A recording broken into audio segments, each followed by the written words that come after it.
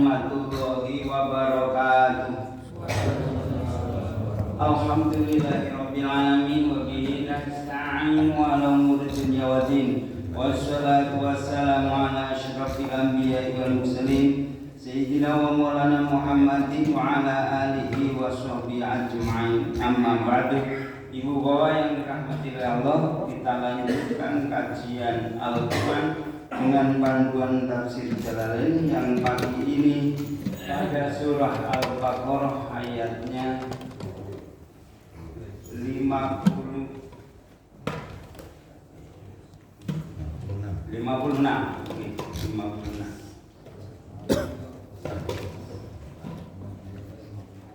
Saya sudah materinya sudah di depan ibu bapak sekalian, tapi tetap saya juga membuat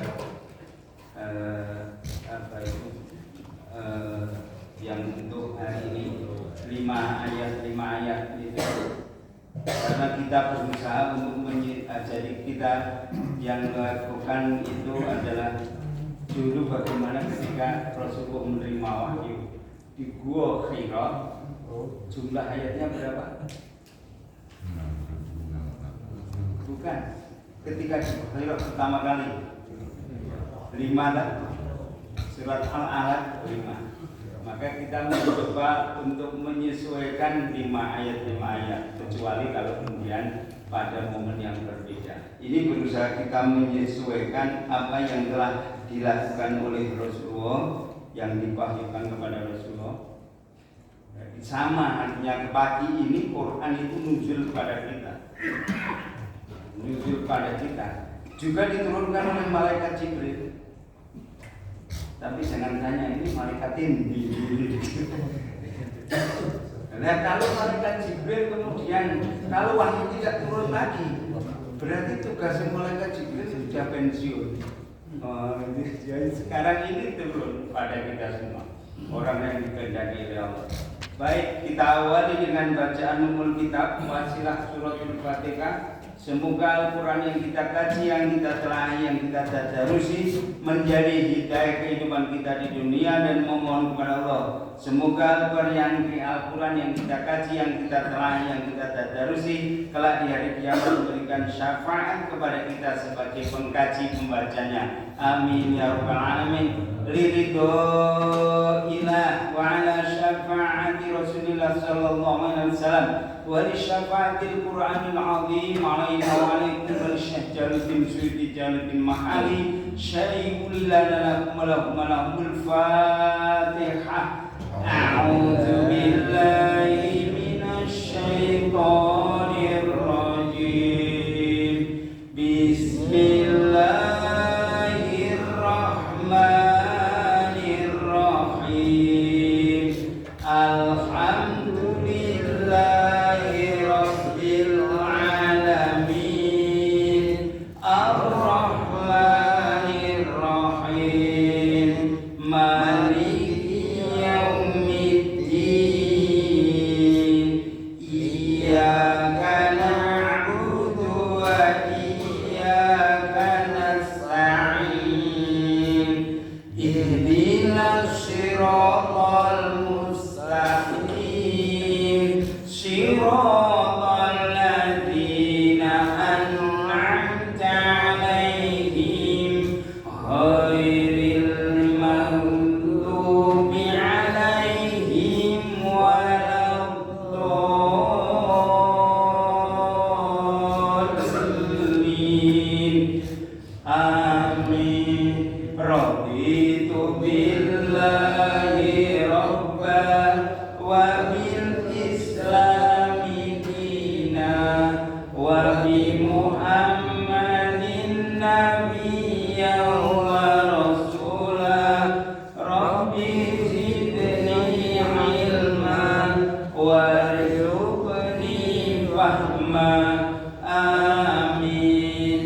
A'udzu billahi minasy syaithanir rajim. Bismillahirrahmanirrahim. Tsumma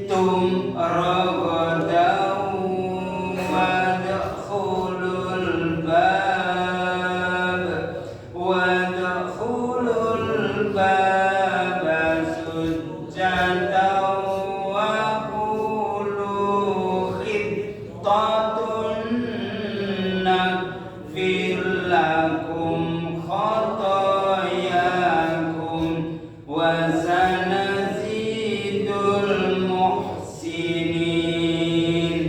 fabatalladina zalamu qawlan ghairal ladzi qila lahum fa'anzalna 'alal ladzina zalamu rijzam minas samai bima kanu yafsukun wa idistasqa Musa liqaumihi faqulna idrib bi'asakal hajar fanfajarat minhu ithnata asyrata 'aina qad 'alima kullu unasin mashrabahum kulu washrabu min rizqillahi wa la ta'thaw fil ardi mufsidin. Shadaqallahul azim. A'udzu billahi minasyaitonir rajim. Bismillahirrahmanirrahim.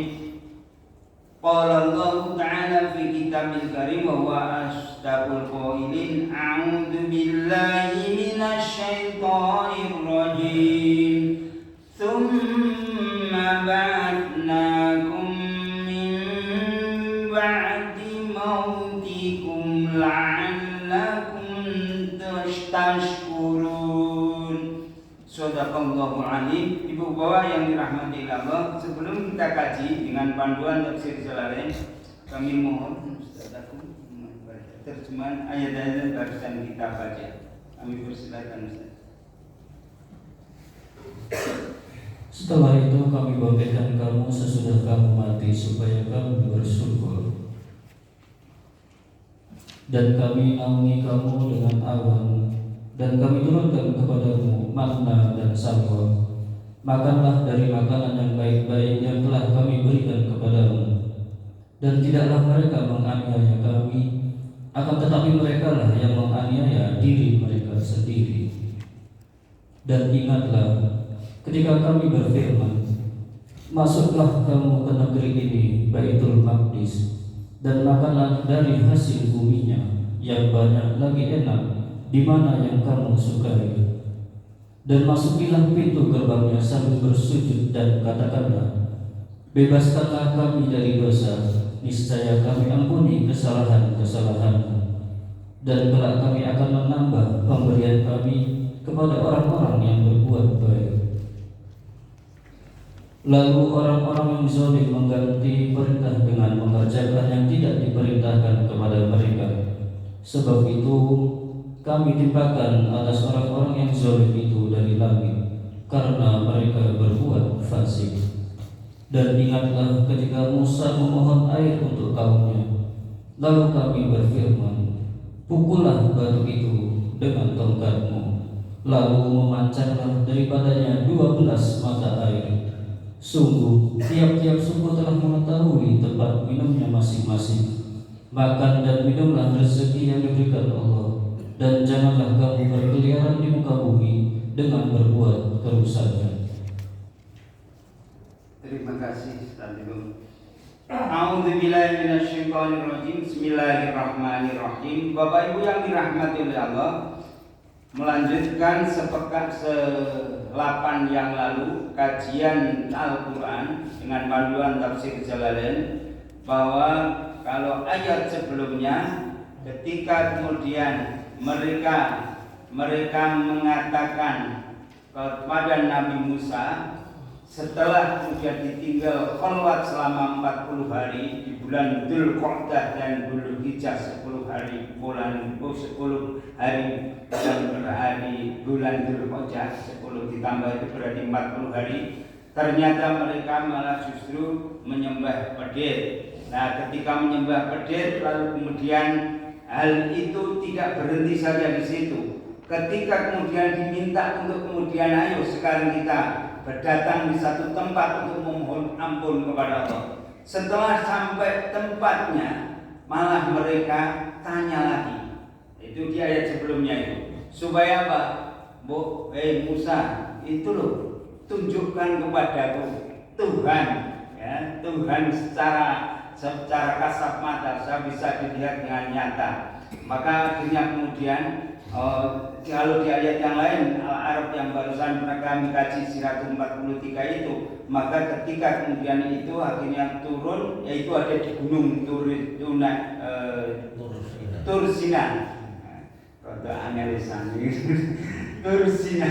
Lalu kemudian Nabi Musa didhawuhi Allah, kamu tidak akan pernah bisa melihatku.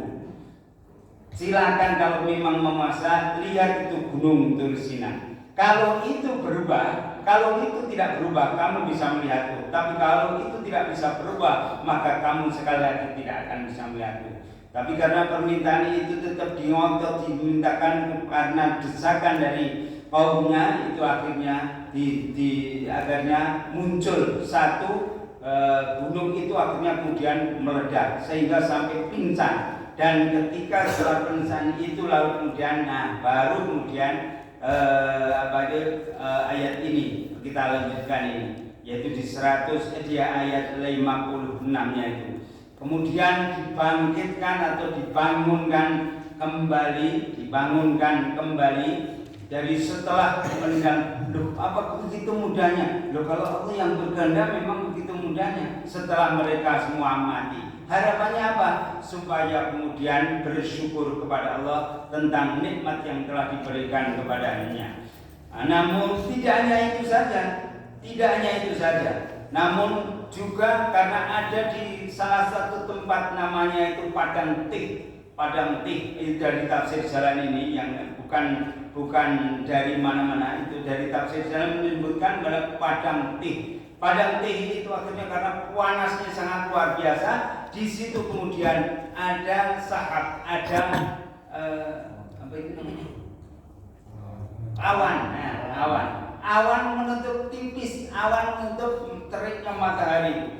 Di Padang Tih itu akhirnya kemudian merasa tenang, merasa nyaman, merasa teduh, tidak panas itu. Bahwa Imam rahmati Allah, bukan hanya itu, karena rahmannya Allah sangat luar biasa. Lalu diturunkan makanan yang namanya manna wassalwa.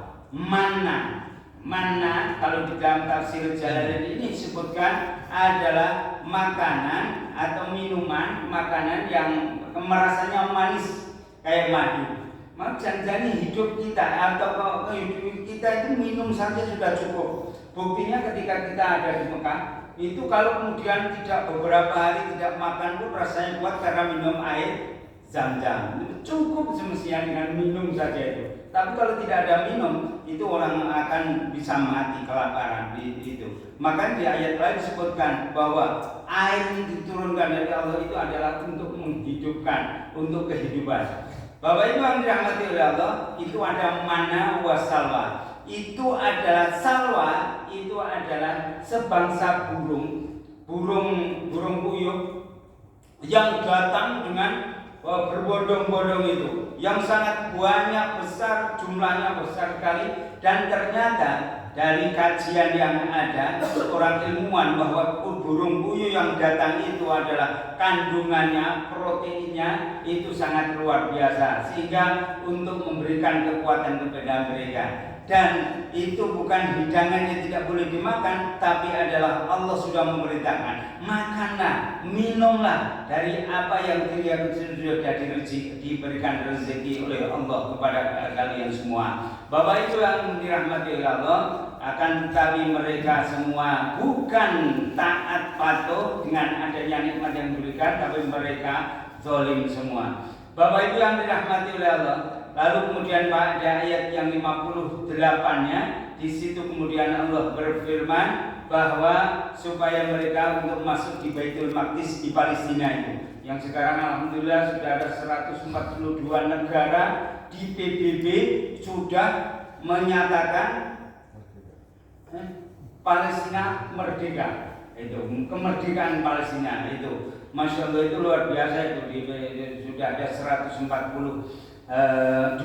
negara itu di Baitul Maqdis, supaya diperintah oleh Allah lewat Rasulullah. Loh, kok lewat Rasulullah? Karena ayat ini turun di zamannya Rasulullah, Al-Quran ini, walaupun pengambilannya dari kitab Taurat maupun kitab Injil.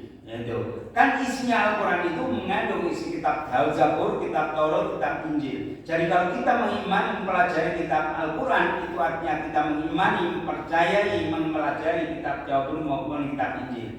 Maka disuruh masuk di satu tempat itu, Korea yang dimaksud itu adalah Baitul Maqdis, atau ada yang mengatakan Ariha itu adalah nama lain di satu tempat yang berbeda. Maka di situ kemudian disuruh menikmati apa yang ada di sana, dengan pokoknya itu masih itu. Jadi apa yang kamu lakukan itu, tapi walaupun ada kebebasan itu juga ada rambu-rambunya. Tapi kalau masuk ke Baitul Maqdis itu, yaitu dengan membungkuk, sujadan. Kalau bahasa sujadan itu kalau sini bukan artinya lalu kemudian sujud tetapi seperti orang sujud sholat, itu bukan. Tapi sujadan itu adalah inhiraf atau dengan membungkukkan itu. Jadi membungkukkan badan itu adalah maksudnya sujadan. Dan jangan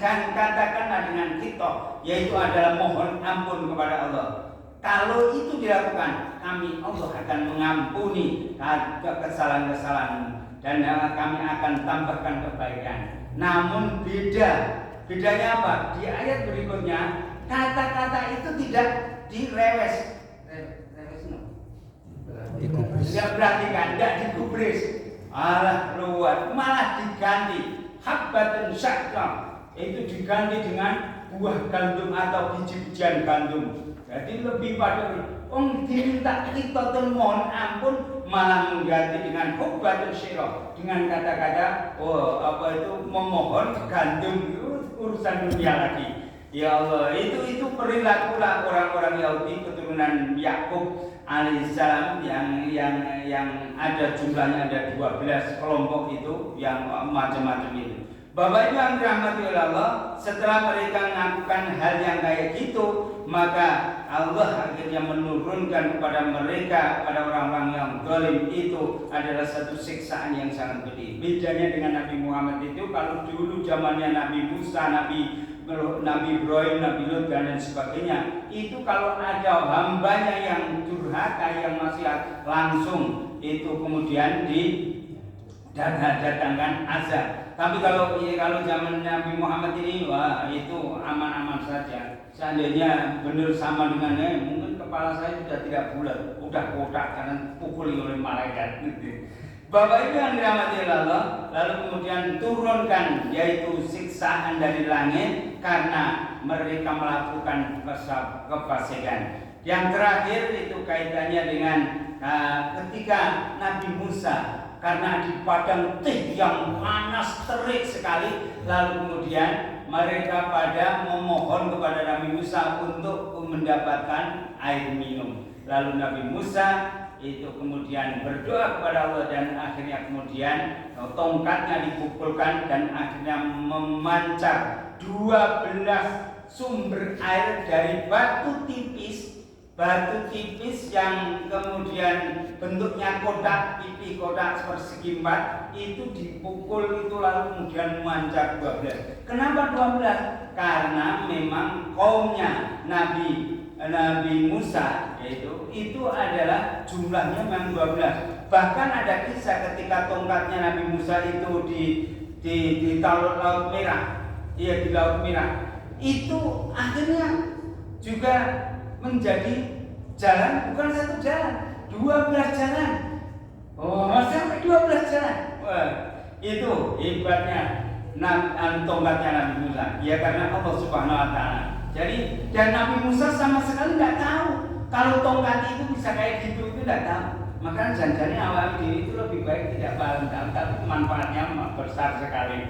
Bahwa itu yang dirahmati Allah, maka akhirnya itu memancar dan menjadi minuman mereka. Karena batunya setelah dipukul itu memancar dari 12 sumber itu, dan mereka sudah tahu mana yang kemudian bagian masing-masing. 12 itu adalah ada yang paling akhir itu ada Binyamin, ada keturunan Yusuf, lalu ada Levi, ada Asy, banyak saya tidak hafal. Baik, mari kita kaji Basram dengan panduan tafsir Jalalain sekaligus kita belajar bahasa Arab. Ingat, saya mengingatkan diri saya juga jamaah semua, kita insya Allah menjadi penghuni surga. Amin, Allahumma amin. Buktinya saya meyakini sesuai dengan hadisnya Rasulullah. Man salako ilal ilmi sahalallahu tariqa ilal jannah. Siapa yang dimudahkan jalan menuju, siapa yang menempuh jalan kepada ilmu, maka dimudahkan jalan menuju surga. Itu hadis ini sahih. Itu pertama. Yang kedua, Iqra'ul Quran fa innahu ya'ti yaumil qiyamati syafi'an li ashabihi. Dari Samarah, bahwa baca Al-Quran, sesungguhnya Al-Quran ya'ti akan datang yaumal qiyamati, di hari kiamat, syafi'an, memberikan pertolongan li ashabihi, pada pembacanya. Itu yang meyakini saya kalau kemudian yang kita lakukan itu insya Allah akan menuju surga. Karena bahasa resmi di surga tidak ada bahasa lain kecuali bahasa Arab. Kalau kita sering baca Quran, sering sholat, mengkaji bahasa Arab, itu insya Allah kita sudah siap-siap masuk surga. Insya Allah. Amin. Amin. Baik. A'udzubillahi minasyaitonirrajim. Bismillahirrahmanirrahim. Qala Allah Ta'ala fi kitabil karim wa huwa asdaqul qailin. A'udzu billahi minasyaitonir rajim. Tsumma ba'atsna. Kita akan ketemu ribuan kali kata-kata summa. Summa dimanapun artinya kemudian. Tsumma kemudian ba'atsna, kami Allah, ba'atsna, kami Allah mengutus kepada kalian semua. Ba'atsna bukan mengutus, ba'atsna ahya, ini artinya al-ba'atsa itu artinya mengutus, ba'atsa itu mengutus, tapi artinya ini menghidupkan.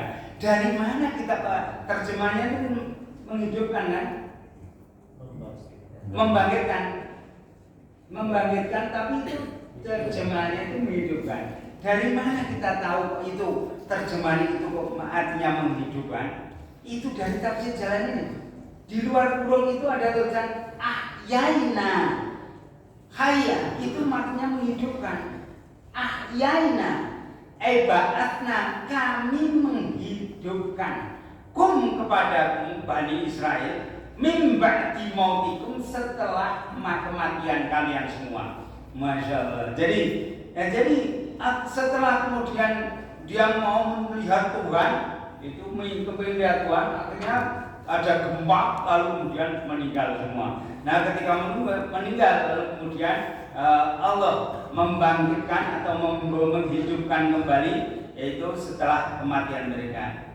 Kenapa dihidupkan? La'allakum, supaya kamu semua tashkuruna, yaitu bersyukur atas nikmat kami Allah. Itu. Jadi itu dibangkitkan punya tujuan supaya kemudian mereka itu bisa bersyukur ke atas nikmatnya Allah.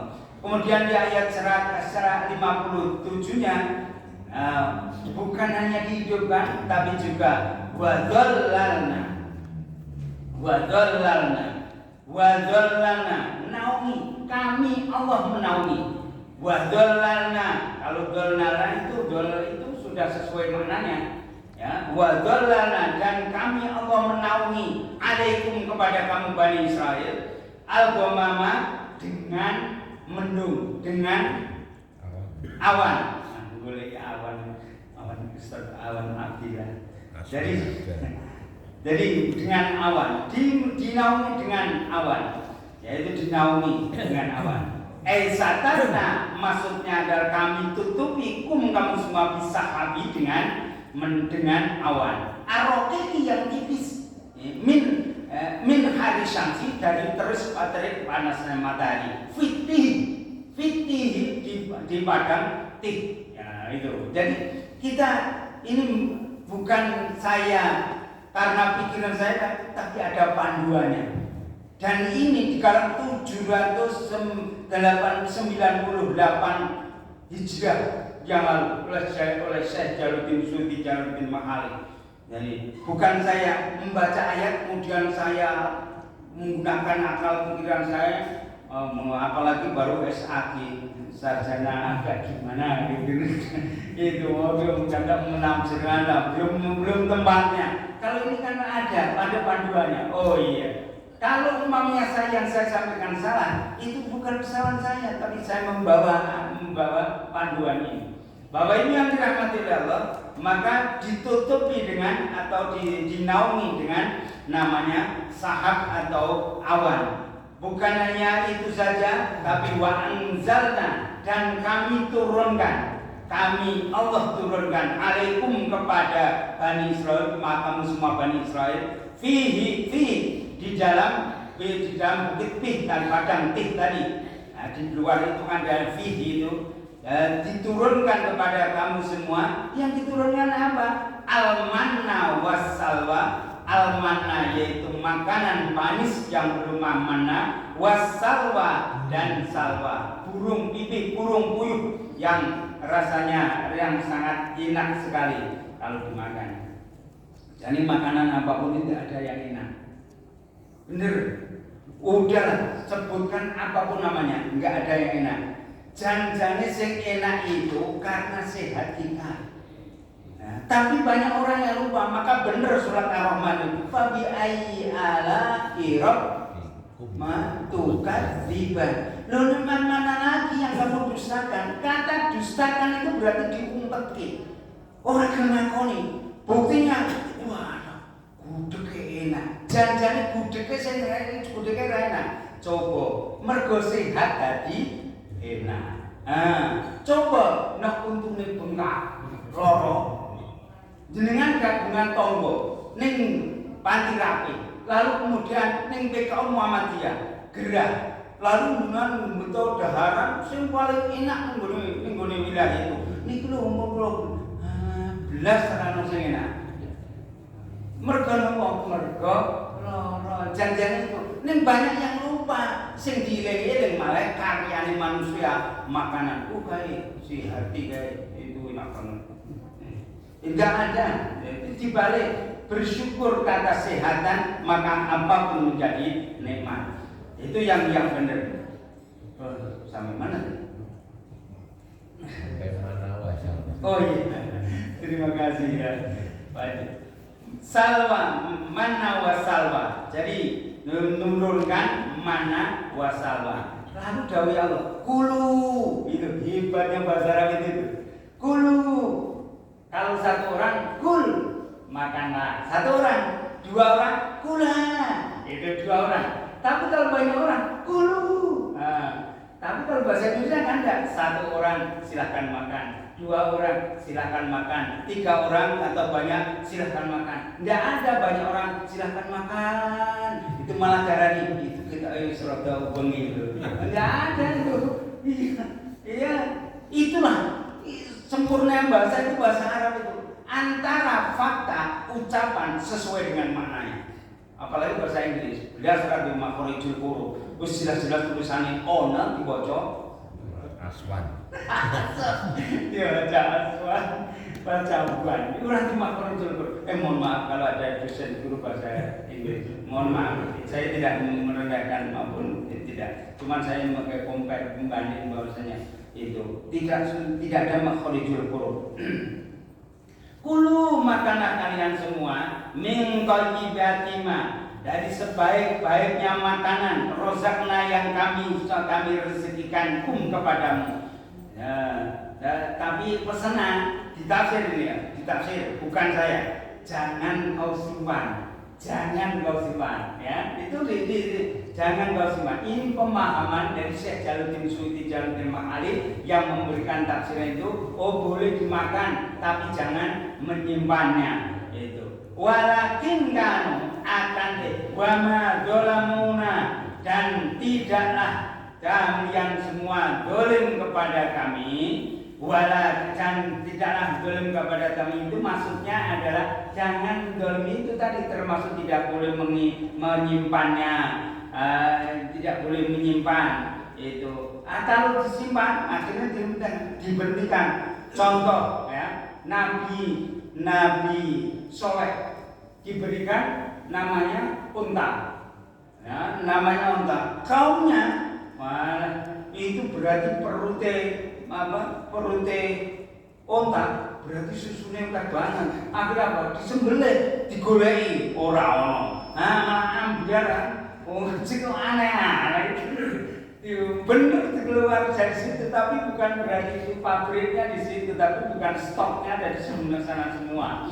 Nah ini disimpan. Kalau itu maka takut wama dolam walakin kanu, akan tetapi kalau kamu kemudian dolim, kanu keberadaan kamu semua amsam pada diri kalian, pada diri mereka semua, yazlimuna, mereka dolim menganiaya. Kalau tidak mengikuti itu akhirnya menjadi dolim. Ya, ayat 58-nya wa idkulna, dan tatkala kami Allah berfirman disampaikan kepada nabi kepada Bani Israel setelah mereka kemudian keluar dari Tih, ya, setelah sudah menikmati padang Tih itu, dia sudah menikmati makanan dan lain sebagainya, mereka akhirnya keluar, lalu udkhulu, ketemu hamzah wasal. Kalau dibaca, kalau di tengah wa kul nadkhulu, tapi kalau tidak ada huruf yang di depannya, dia baca udkhulu,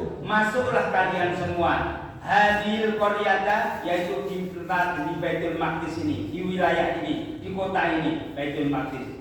Fakulu, makam di tempat itu juga disediakan makan. Fakulu, makanlah minha, dari makanan di Baitul Maqdis itu, haitsu syi'tum, semaumu, ya, semaumu, robotan dengan nikmat, dengan lahap. Wadkhulu, ada syaratnya, dan masuklah kalian al-baba, di pintu masuknya Baitul Maqdis sujadan, dengan merangkak. Waqulu, dan katakan, ada syarat yang kedua, khittatun, yaitu adalah memohon ampun. Ahitu anna khotoyana, ya Allah, semoga Engkau melimputi, menghapus kesalahan-kesalahan kami. Itu khittatun, makna khittatun. Kalau seperti itu, mengikuti dawuhnya Allah, taat kepada Allah, nakfir, kami Allah akan mengampuni lakum, bagi kamu semua, khotoyakum, kesalahan kalian semua. Bukan hanya kesalahan saja yang kemudian diampuni, wasanazidu, dan akan kami tambahkan al-muhsinina, adalah kebaikan-kebaikan yang ketaatan, nilai pahala kebaikan, ketaatan. Bapak Ibu yang dirahmati Allah, pada ayat 59-nya, fabaddala alladzina dzalamu, fabaddala, ini Bani Israil, biasanya kayak gitu. Fabaddala, maka mengganti. Siapa yang mengganti? Alladzina, orang banyak, dzalamu, yang zalim, yaitu Bani Israil itu. Jadi mereka ganti apa tuh? Qaulan, ucapan. Loh, ucapan yang mana? Yang khittatun itu, ya. Khittatun itu diganti khit. Yang ada yang mengatakan khittatun, ada yang mengatakan hubbatul syaqq. Nah, jadi diganti dengan kata-kata, harusnya mohon ampun, khittatun, tapi diganti dengan gandum yang sangat indah, yang sangat enak. Itu urusan dunia lagi. Itu yang terjadi. Maka disebutkan ghairul ladzi qila, yang tidak dikatakan tahu kepada mereka. Masyaallah, surat taat kayak gitu.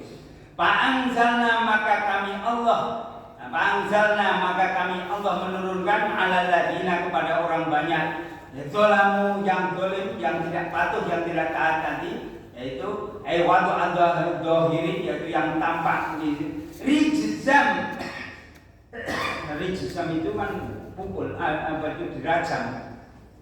Tapi ini maknanya jadi azaban tawiyan, yaitu adalah siksaan yang sangat pedih. Akhirnya mendapatkan siksaan karena tidak kepatuhan. Minas samai, dari langit, bima kanu, sebab keberadaan mereka yafsukuna, itu fasik, membiasakan melakukan amal-amal perbuatan maksiat, dosa kepada Allah.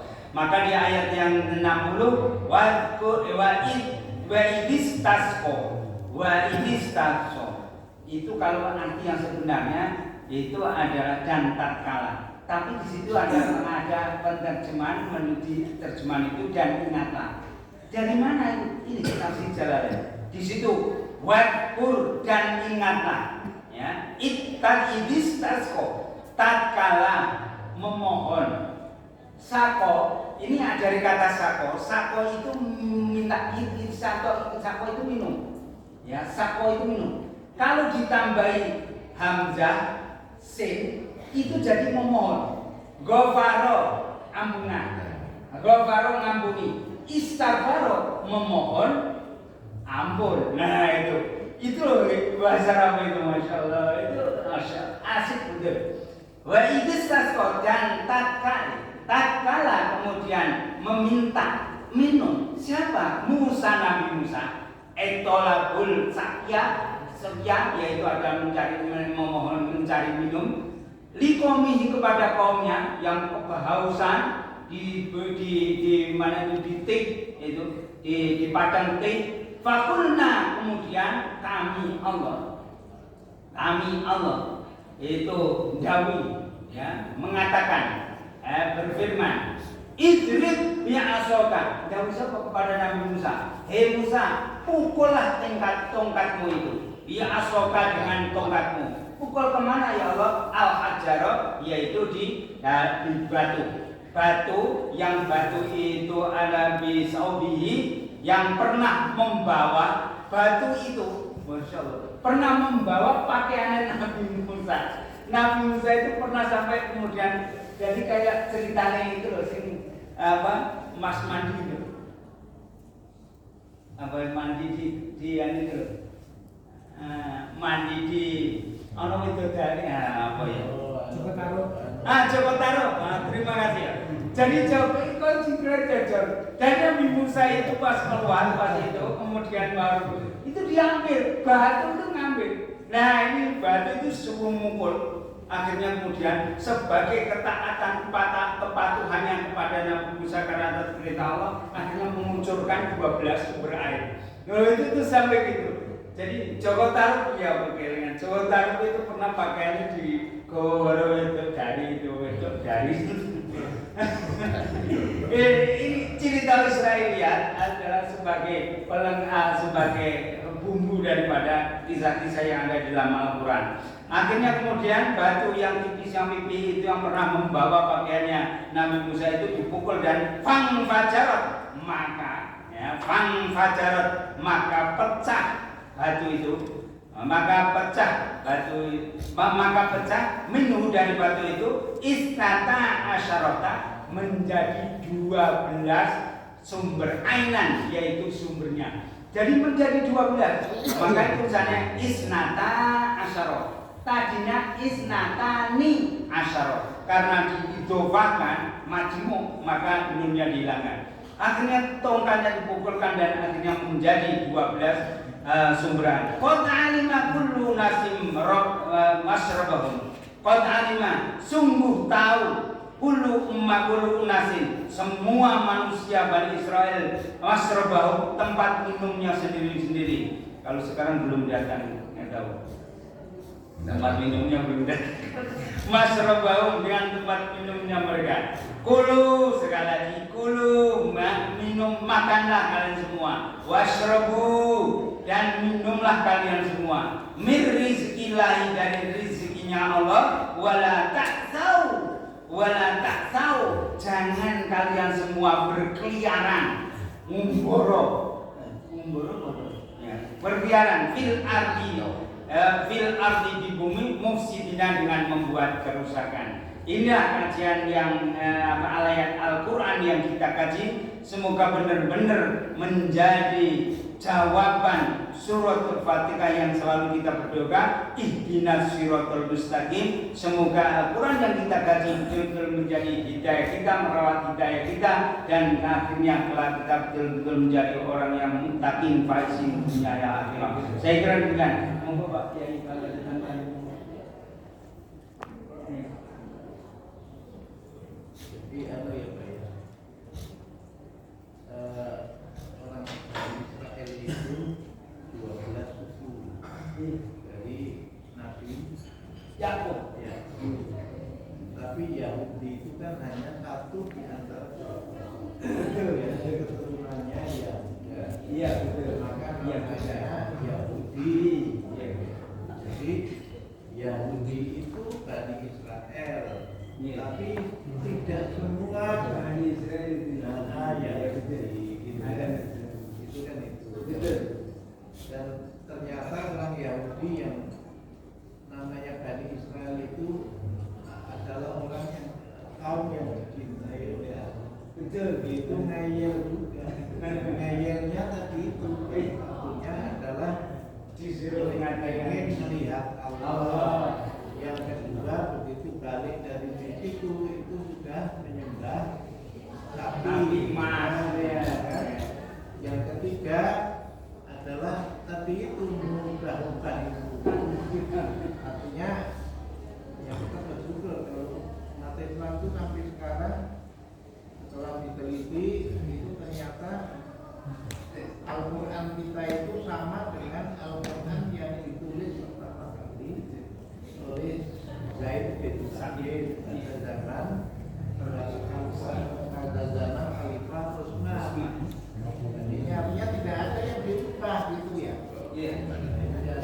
Jadi mengubah firman Allah itu juga ya Betul ya. Betul iya. Iya betul.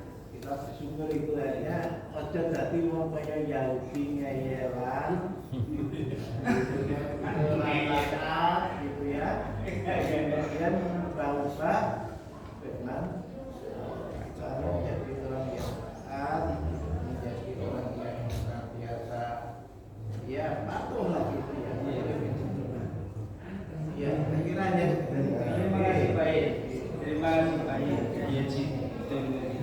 Bapak Ibu yang dirahmati Allah, makanya saya itu ada dua hal yang selama ini sejak 2008 sampai sekarang itu saya istiqomah untuk kajian dua. Satu tahsin, perbaikan bacaan Al-Quran, karena Al-Quran cara membacanya itu adalah beda dengan buku kitab apapun dan tidak bisa diganti dengan bahasa kata-kata tulisan apapun kecuali tulisan Arab, karena di dalamnya ada makhorijul huruf yang itu akan berubah arti, mengubah makna. Kalau pendek dipanjangkan berubah artinya, kalau panjang dipendekkan berubah artinya. Saya tadi sudah contohkan ula, ulu, uli, uli, itu artinya sudah beda semua. Nah, itu sebagai bukti. Maka alhamdulillah kita sampai hari ini, walaupun mohon maaf mungkin dari pemahaman belum seberapa ya, mungkin ada yang melebihi daripada apa yang saya sampaikan, tapi apapun itu namanya, kalau karena kita ketaatan kepatuhan sebagaimana Nabi Musa memegang tongkat yang nggak paham sama sekali, lalu disuruh diperintah Allah untuk memukulkan saja dilakukan, maka betul-betul itu menjadi karena ketaatan kepatuhannya itu menjadi hal yang luar biasa. Insya Allah kita. Yang kedua tafsir. Tafsir itu bahasa Arab artinya penjelas, ya penjelas.